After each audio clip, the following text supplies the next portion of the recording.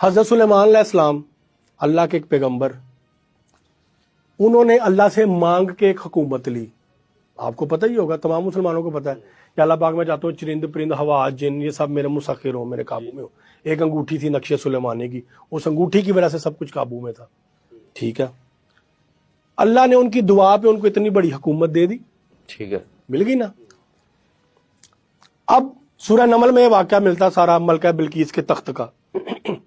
ٹھیک ہے، حضرت سلیمان علیہ السلام نے اپنے دربار میں اعلان کیا کہ تم میں سے کون ہے جو ملکہ بلقیس کا تخت لا سکے.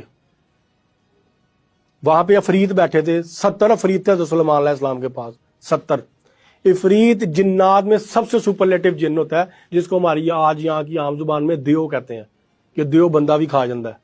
ٹھیک ہے، دیو افریت وہ تھے.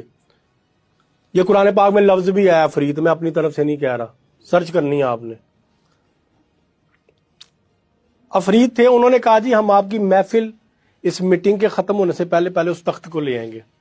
اب وہ تخت کتنا دور تھا کہ حضرت سلیمان علیہ السلام سے اس محل سے وہاں تک جانے کا سفر 6 مہینے اور واپس آنے کا سفر بھی 6 مہینے، 1 سال کی مسافت پہ تھا وہ تخت.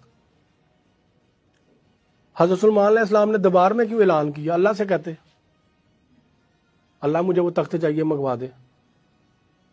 اللہ ملائکہ کو کہتا ایسے کر کے آ جانا تھا نا. جہاں اللہ نے اتنی بڑی حکومت دے دی، اتنا سب کچھ دے دیا، اللہ نے ایک تخت نہیں منگا کے دینا تھا؟ دے دینا تھا. یہاں پہ اللہ نے سمجھانا تھا وسیلہ. یہ اب سمجھنا آپ نے وسیلہ، کہ شرک ایسے ہی ہر چیز شرک نہیں بنا دیتے.